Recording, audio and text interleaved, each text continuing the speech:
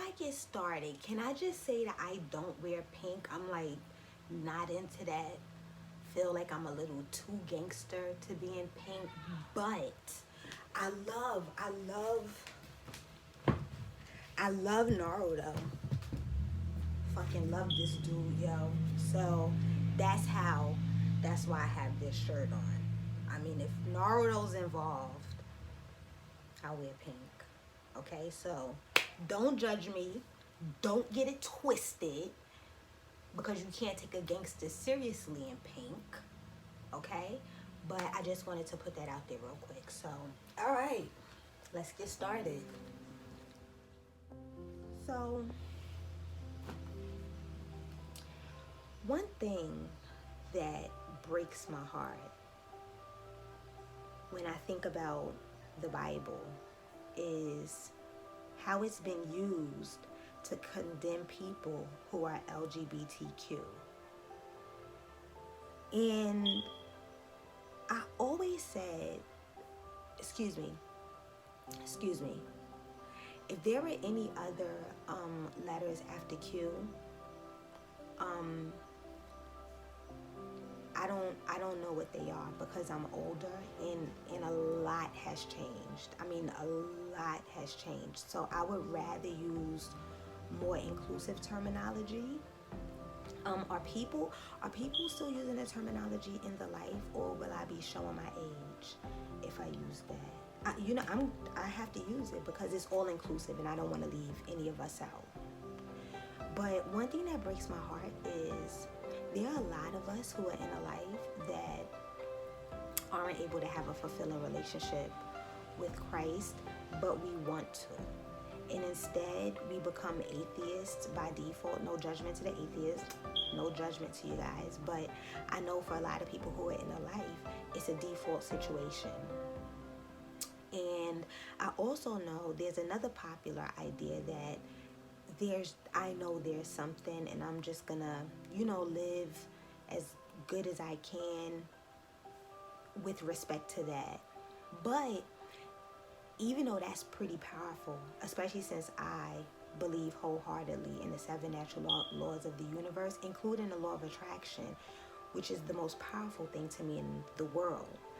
But there are some people who still want to have a name and get a better understanding and at least make sure that what they think is being said about their salvation isn't true, whether if they're gonna take that course of belief or not. So that's what I'm here for. There is one scripture that has been used. I mean, this is it. This is the scripture that is most commonly used to give people who are in a life the idea that they're going to go to hell. Today's reading from the book of Genesis, and that's chapter 19, verses 4 through 8.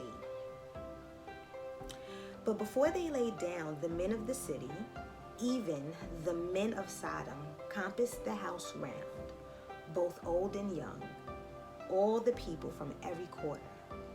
And they called unto Lot, and said unto him, Where are the men which came into thee this night?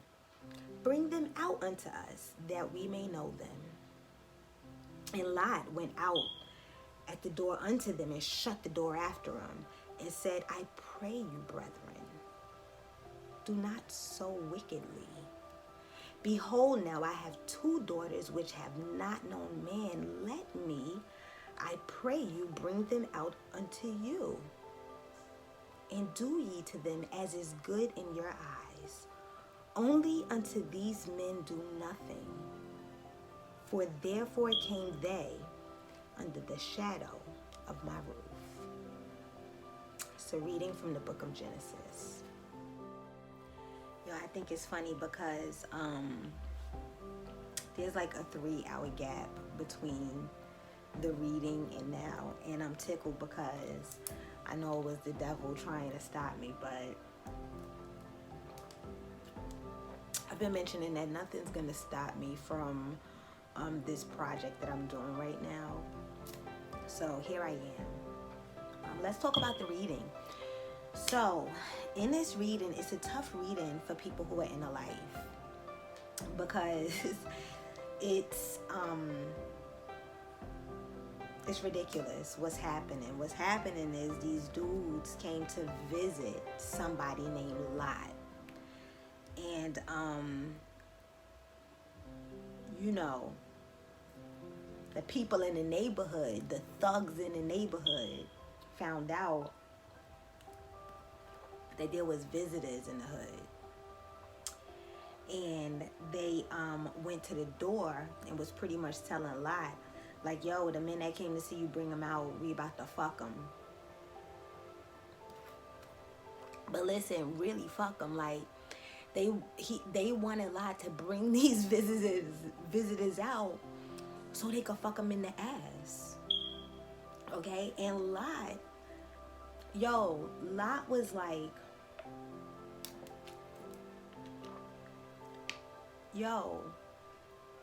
Lot was willing to give up his virgin daughters to prevent that. And I mean, he was giving up his virgin daughters with no stipulations. He told them, like, listen, I got daughters. Nobody hit it yet. I'll bring them out to you. And y'all could do to them whatever you see fit. But to the dudes that came into my house, I'm not bringing them out. Now, it sounds crazy, right?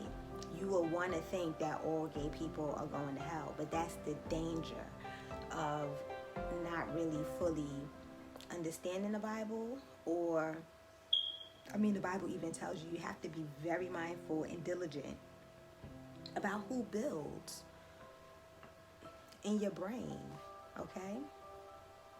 So, the story inside of Gomorrah has nothing to do with gay at all. Sodom and Gomorrah is not being smoted because of the gayness, because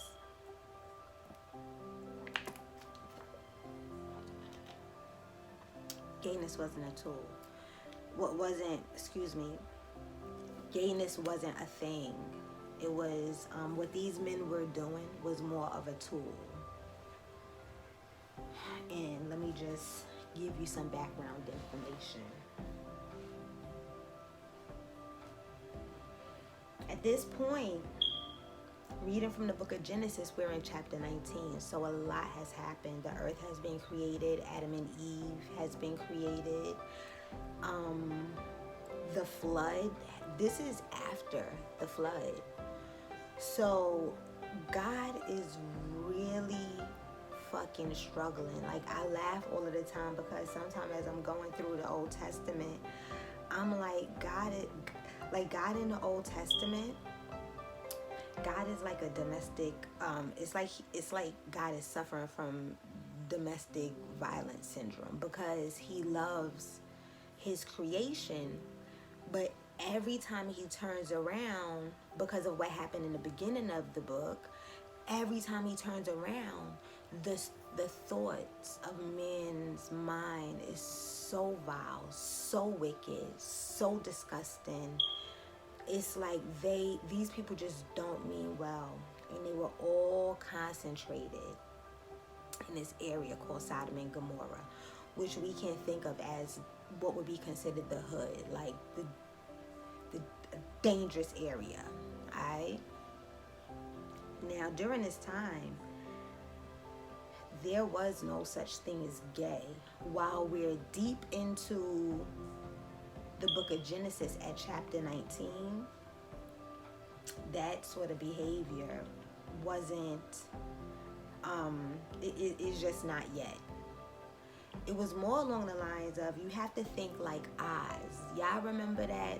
Do you remember that HBO special from back in the day? And again, I'm probably showing my age, but there used to be an HBO special back in the day called Oz. And in Oz, the men used to get raped. And it's humiliating. Rape in and of itself is humiliating.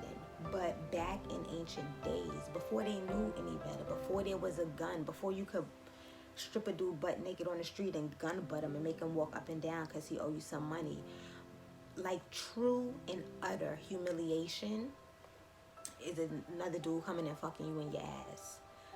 And it's kind of like these guys had the mentality, it was all about new kid on the block. They just want to show these visitors who's the boss. Probably want to extort them like, yo, son, when you come through this block, this what gonna happen. You already know how it goes down in the hood, but that's what that is. These men were not thinking like,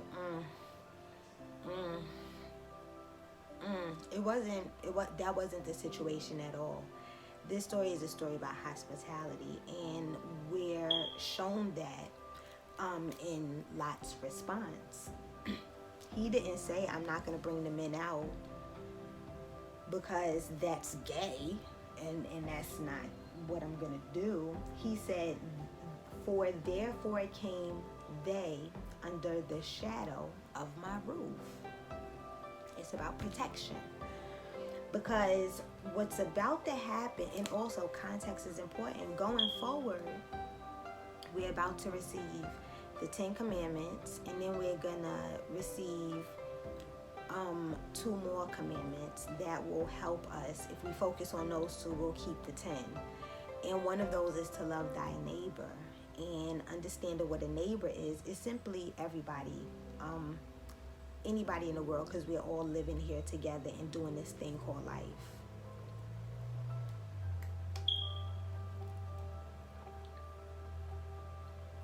We also see something else in this story that I think is amazing and kind of off topic. But God was about to destroy Sodom and Gomorrah. And Lot's actions, the way he stood up to protect the visitors in his house, actually saved him from getting smoted. He was led out of Sodom and Gomorrah before it was, burnt to ashes. And it's just a preview that God, who's very like monotheistic, my people, those are my people, those are my people. We can even see as early as Genesis that he understands the concept of every man for himself and salvation. So that's one thing to look at. In talking about the theme of hospitality, the main point of the story of Sodom and Gomorrah, well, there are a few points, but hospitality was an essential way of life during this time, and like back then. And it, like, being hospitable is a very, very Christian thing. Like, I mean, in abundance. But understand that these same themes we see today,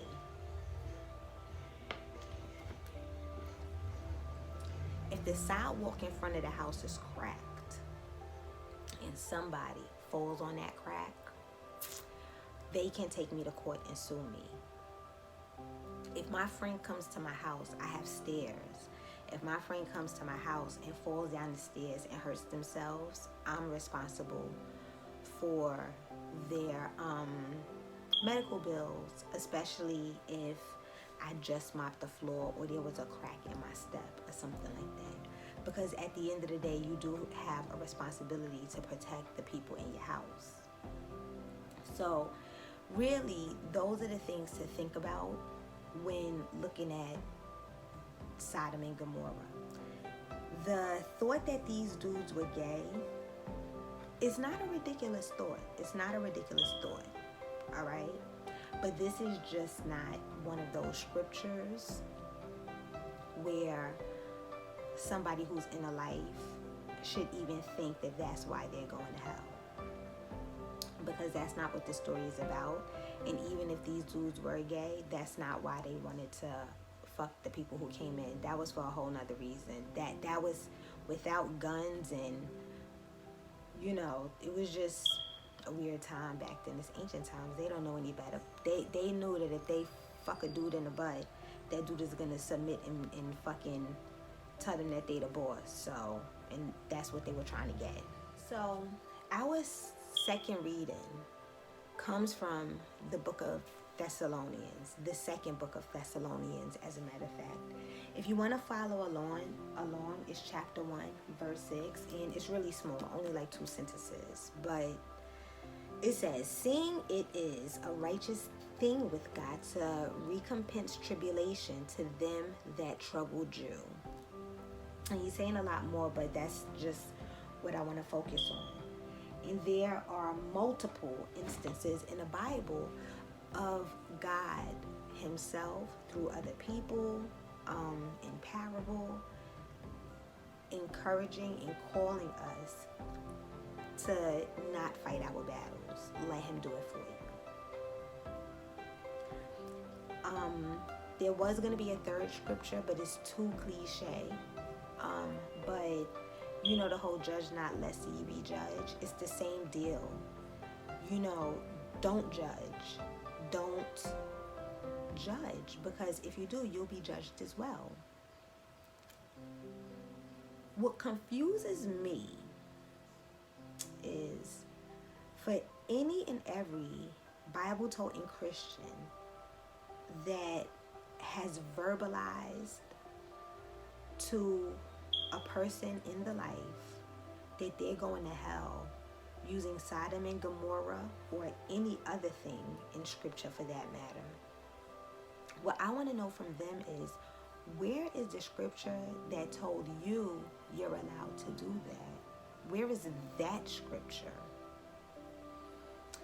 If you're reading the Bible and you realize that there is a group of people that's going to hell, the only thing that I've ever found is that you have to pray for them and really, really, really pray for their mercy, because hell, according to the Bible, is a fucked up situation.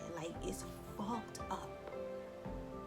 So why would you go to somebody in a life and be like, listen, get out of my house. We don't do that. You're going to hell. Where in the Bible did it tell you that was acceptable behavior? I've never seen that. And I would love for one of them, people who are like that, to please let me know in a comment, where's the scripture that said that you could do that? Instead, what I believe you've done is you've created a situation for LGBT to pass the pearly gates. That's what you've done. That is what you've done. Because somehow in the Bible you've missed that God is fair and he's just. And if you don't know what that means a big part of the reason he's also petty. A big part of the reason why he wants you to zip your lips and not judge is because he's thirsty. He wants to handle it himself. He doesn't want you to judge, because the moment you judge with the very same measure that you judge, he has no choice. He has no choice. He has to do it to you too. So anybody who has ever judged anybody in a life so much as to verbalize where we're going in the afterlife, I pray for you every day. I promise. Because hell, they say that you will rent. You'll be renting for eternity, the burn. Okay? And meanwhile, LGBT at this point is not going to have to answer to it, because we've been answering to it already for an extended period of time. You feel me? So if you are interested in having a relationship with Christ, or you don't really even have to have a relationship with him, the Bible is just a very good thing to study, because it's a language that everybody understands, and there are some great stories that we can leverage to make it so that things like Ahmaud Arbery doesn't happen. You understand what I'm saying? Black people have to change the circumstances. I'm personally tired of the black experience being what it is. So that's that. And I really do hope that you've gotten something from this. I'll say more in the description box below. Also, there's gonna be a GoFundMe. I would love for you to go check that out, because I'm gonna do it. I'm building a church. That's what I'm gonna do. As a matter of fact, I'm petty too. I'm very petty. I was gonna build a church anyway, because what happened to Ahmaud Arbery, I just want it all to stop. Like, you know, I'm not gonna march. I'm not doing a demonstration. I've mentioned this in my previous video, but I'm not doing any of that. So the only thing that I could think to do that made sense, that would be effective and really has the potential to turn the tides for us as a people and individually, would be to return to Bible, but under a different lens, a lens that's going to be more conducive to a true liberation. But yeah, there's a little GoFundMe, because I'm building a church. I have a name, and I've already drafted up the statement of faith.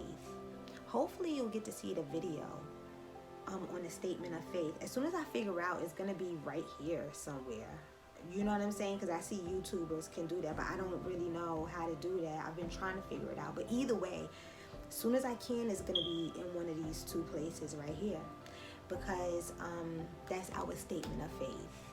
That's what the church believes, and yeah, I'm really actually proud of it. In the back of that video, and this is very interesting, in the back of that video, you'll hear a song playing. Somebody's rapping. Yo, son, that's me. Like, I didn't even know that I could make a song, but I made an actual beat on GarageBand. I mean, it took me like a week and a half, because that's not really my thing.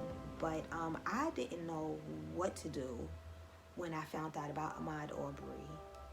And the first thing that I did was I made a beat and wrote a song. I'm really not a rapper, so don't judge me on that. It really came from the heart. Alright, so yo, subscribe. Share this with your friends. Like, something good is gonna happen here, and nothing's gonna stop me. So I'm really excited to see what this looks like. Wait, was that corny? Like, what am I supposed to do when it's time to say goodbye? Like, my best friends okay, let me get out of here. Peace.